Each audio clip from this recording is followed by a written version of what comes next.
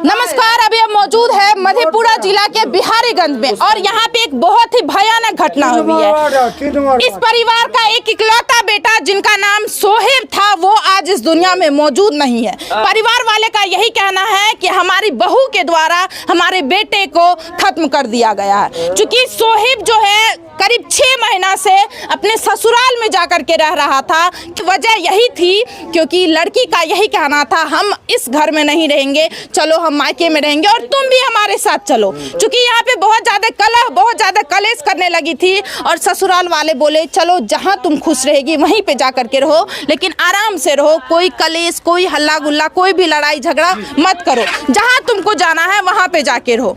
आप समझ सकते हैं इस परिवार में कोई नहीं था, सोहेब के अलावा कोई भी मौजूद नहीं था। बस एक बूढ़ी सी सास है, यहाँ पे देख सकते हैं सोहेब की माँ है और इनके पिता भी इस दुनिया में मौजूद नहीं है। क्योंकि आप लोग को ऐसा लग रहा होगा क्या जाने लड़की के ऊपर अत्याचार हो रहा होगा, आप सभी को ऐसा मन में चल रहा होगा, लेकिन आप सभी को बताना चाहेंगे लड़की की गोतनी कोई भी नहीं है लड़की के परिवार में। बस वही सोहेब और वही लड़की इकलौती थी इस परिवार में। लड़ाई करने वाला, झगड़ा करने वाला, कोई भी अत्याचार करने वाला इस परिवार में कोई मौजूद नहीं है। लेकिन आप देख रहे हैं इस परिवार का माहौल देख सकते हैं। लड़की अपने साथ अपने पति को अपने घर लेके चली जाती है। उसके बाद पूरे परिवार का यही कहना है लड़की का कहीं और गलत संबंध चल रहा था, इसी वजह से लड़के हमारे बेटे को रास्ते से हटवा देती है, हमारे बेटे को खत्म करवा करके रेलवे के पटरी पे जा करके लेटा देती है। और लड़की का यही कहना रहता है ये जो घटना हुई है ये एक्सीडेंट के वजह से हुई है, एक्सीडेंट हुआ है, इसी वजह से वो लड़का चला गया। क्योंकि परिवार का आप हालत देख सकते हैं, काफी गरीब परिवार है, परिवार का माहौल अभी काफी ज्यादा खराब है। पूरे परिवार वाले रो रहे हैं, एक माँ ही बची है इस परिवार में, इसी माँ का एक इकलौता बेटा था। आप सोहेब के जीजा जी है जी सर, क्या घटना हुई है यहाँ पे? आप सभी का कहना है जो वो एक्सीडेंट नहीं है, आपका जो साला का जो बॉडी प्राप्त हुआ रेल के पटरी पे, ये एक्सीडेंट नहीं है, ये साजिश है। सर कैसे आप लोग कह सकते हैं कि ये साजिश है? ये साजिश है सर कि 5 बजे 3 तारीख को शाम में फोन आया था कि बोला था कि जीजा जी हमको ये लोग मारपीट करेगा। ये लड़की कह रहा है कि मेरा भाई, मेरा चाचा, मेरा बाप जो भी सब आएगा, मेरा खानदान फैमिली सब आएगा तो आपको मार चूर करेंगे। तो हम सोचे कि चलिए ऐसे ही बोलता है, तिरियापुर का झगड़ा है, मारपीट कोई जान से थोड़े मार देगा। अच्छा ये बताइए सर, वो आपका साला अपना घर छोड़ करके अपने ससुराल में क्यों रह रहा? सर लड़की के कारण से, लड़की के कारण से यहाँ पे रहती थी लड़की। सोने के वक्त यानी कि फुसेसाबाद में फोन आती थी उधर से, उसका वो डिस्टर्ब होता था लड़का को कि आप किससे बात कर रहे हैं। लड़का पूछता था, उनका शौहर पूछता जी, शौहर पूछता था किससे बात कर रहे हैं। तो वो लड़की कहता था कि आप चुपचाप सो जाइए। उस बात में अगर थोड़ा सा अगर हो जाता था तिरियापुर में तो फुसेसाबाद में थाना के पास चली जाती थी लड़की। मतलब बात बात पे थाना जाना, बात बात पे पंचायती बैठाता था। उस लास्ट में क्या हुआ कि उस यही परिणाम हुआ कि उसको मारिए दिया, मार के रेल के पटरी पर फेंक दिया। और रेल के पटरी पर फेंकने के बाद भोर में कहा कि वो कट गया रेल में। ऐसा हो सकता है कि वो सही में रेल में खत्म हुआ हो? नहीं सर, हमको नहीं लगता। नहीं लगता? नहीं सर, क्या वजह है? रेल में अगर करता सर तो उसका चिथरा उड़ जाता, पूरा बॉडी का पुर्जा उसका खत्म हो जाता, पीस हो जाता। लेकिन वैसा तो नहीं हुआ सर। यहाँ पर चापट लेके मारा गया, देविया से, कुल्हड़ी से, कोई हथियार से पूरा जख्म पूरा एकदम ढाई दिया गया, पूरा एकदम निकल गया, गुद्दी तुद्दी खोल एकदम आसमान के सोलाकने होता है मान के तरह नजर आ रहा था। ये कहाँ चला गया? ये हाथ, इससे पहले हाथ तोड़ा है सर उसका। मतलब काफी ज्यादा शरीर पे चोट का निशान था, हाथ टूटा हुआ, पैर टूटा हुआ। और आप सभी को ऐसा लगता है अगर रेल के पटरी पे वो कटता तो बॉडी का काफी ज्यादा तहस नहस हो जाता, लेकिन एक तरीके से बॉडी खत्म हुआ था। ऐसा लग रहा था हाफ कटा। मोबाइल उसके शरीर के पॉकेटे में था। मोबाइल जब शरीर के पॉकेटे में उसको था तो चोट लगा माथा में, क्या मोबाइल उसका नहीं फूटता? ऑफ कोर्स फूट जाता। लेकिन वो बोलता है कि रेल में कट गया। रेल में सर नहीं कटा है, लेकिन इसका सही से जांच पड़ताल हो जाए, सीबीआई जांच हो कि वो कैसे कटा। हम लोग को वहाँ मिलने के लिए नहीं दे रहा था। पुलिस था सर, कौन ठहरे आप सोहेब के? हम चाचा हैं। चाचा जी है। चाचा सर क्या कहना चाहते हैं? आप लोगों का कहना है लड़की का कहीं और अवैध संबंध चल रहा था और ये जो घटना हुआ है ये एक्सीडेंट नहीं है, ये उस लड़की के परिवार के द्वारा ये मारा गया है लड़का को। तो इसके बाद में जो है कि वो लड़का को जो है कुंजित की पटरी पर दिया गया, उसमें साजिद रचा, कहा कि पटरी पर दे दो, सरकार से भी हमको 4 लाख टका मिलेगा, मुआवजा मिलेगा, रेलवे विभाग से, समझे नहीं, वो मार कर करके जो है कि जब से वो घर आई थी तब से ही ऐसा घर में टेंशन वेंशन? हाँ, जब से आया सर तब से जो है कि टेंशन किया। वही टेंशन में हमारा भाई को भी वो क्या क्या एक बारी गया उसके दरवाजा पर रुस्कती लाने के लिए, हमारे भाई को क्या क्या खाना में शरबत में जुलाब डाल दिया सर। हाँ। हमारा भाई जो था बेहालत हो गया वहाँ पैखाना फिरते फिरते।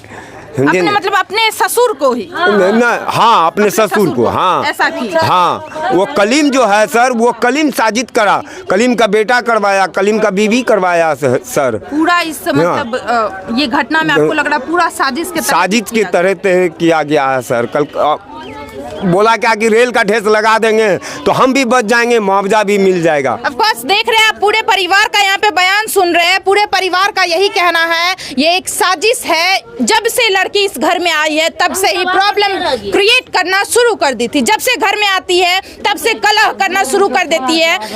कभी अपने ससुर के ऊपर इल्जाम लगाती है, कभी अपने पति के ऊपर, तो कभी अपने सब। बार बार कोर्ट कचहरी, बार बार कुछ भी होता था परिवार में, बार बार वो थाना दौड़ जाती थी और बार बार वो कंप्लेन करने लगती थी। काफी बार पंचायती भी यहाँ पे बैठा था और फाइनली उस लड़की का ये कहना था हमारे साथ हमारे घर चलो। जी हाँ, वो लड़का को अपने घर लेके चली जाती है। करीब वो लड़का 6 महीना से अपने ससुराल में ही रह रहा था। परिवार इसी वजह से मान जाते हैं क्योंकि घर में काफी ज्यादा कलह हो रहा था। परिवार वाले को ऐसा लगा कि अगर लड़का उस घर में जाके रहेगा तो शायद वो आराम से रह सके। परिवार खुशी चाहे उस दोनों का और इसी वजह से अपने बेटे को उनके ससुराल भेज देते हैं। अब वो जो लड़का था जिनका नाम सोहेब था वो अपने ससुराल में जाकर के 6 महीना से रहता है क्योंकि उनकी पत्नी का यही चाहत था। वो पत्नी यही चाहती थी कि ये लड़का हमारा पति जो है हमारे घर में जाकर के रहे। आप देख सकते हैं परिवार का हालत देख सकते हैं, उनकी बूढ़ी माँ का हालत देख सकते हैं। एक इकलौता बेटा था, इकलौता परिवार को चलाने वाला था। अब ये बूढ़ी माँ किसके ऊपर आश्रित रहेगी? अब इस बूढ़ी माँ को कौन देखेगा? आप परिवार का हालत देख सकते हैं। पूरे गांव वाले यहाँ पे शामिल है, पूरे गांव वाले यहाँ पे मौजूद है। पूरे गांव वाले का यही कहना है लड़की के द्वारा हमारे बेटे को खत्म किया गया है। करेंगे हमारा बेटा का इंसाफ कीजिए, हमारा इंसाफ कीजिए।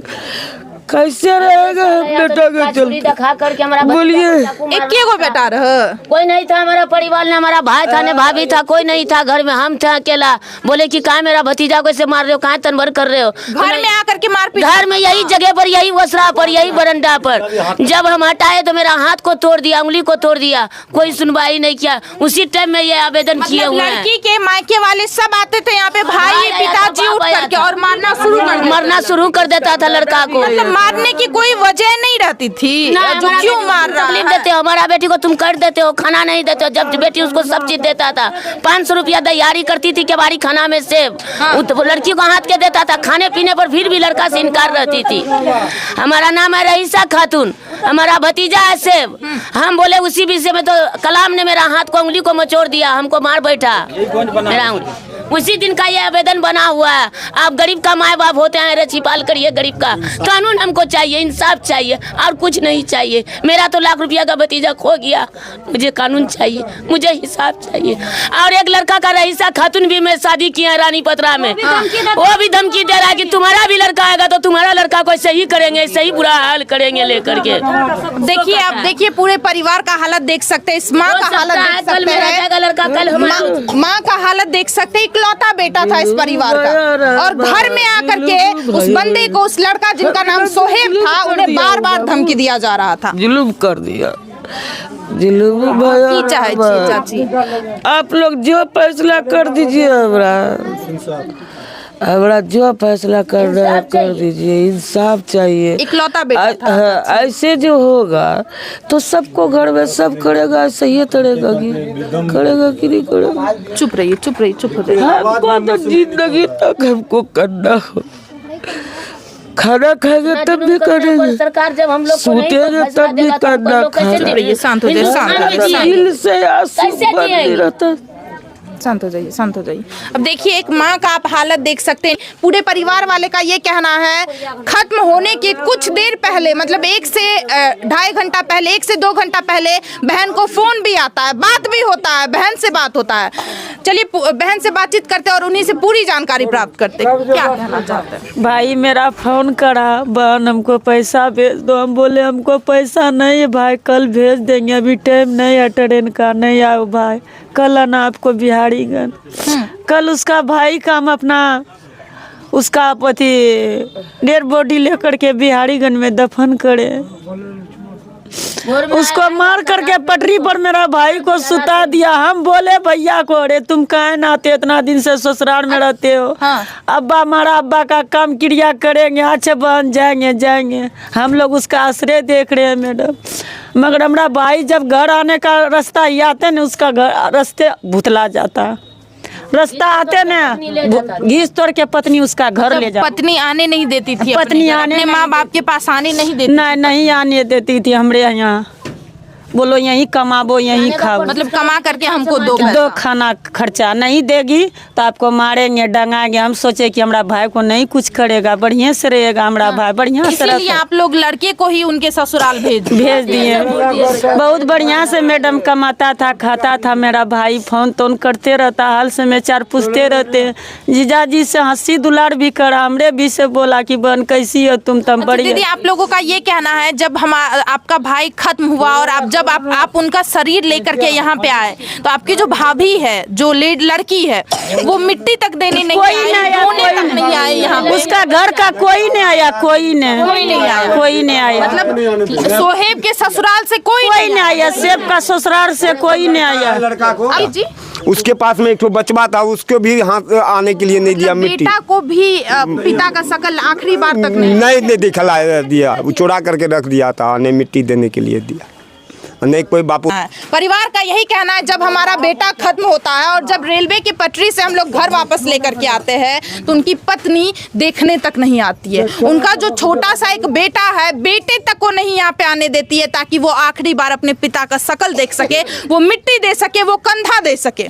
ना पत्नी आती है ना अपने बच्चे को आने देती है। एक ऐसी पत्नी थी इस परिवार में और पत्नी का कहना है ये एक एक्सीडेंट है, लेकिन परिवार वाले का यही कहना है ये एक्सीडेंट नहीं है, ये पूरा साजिश किया गया है। आप सभी को क्या लगता है, आप लोग ही बताइए। चलिए आगे देखते हैं पुलिस प्रशासन क्या करती है।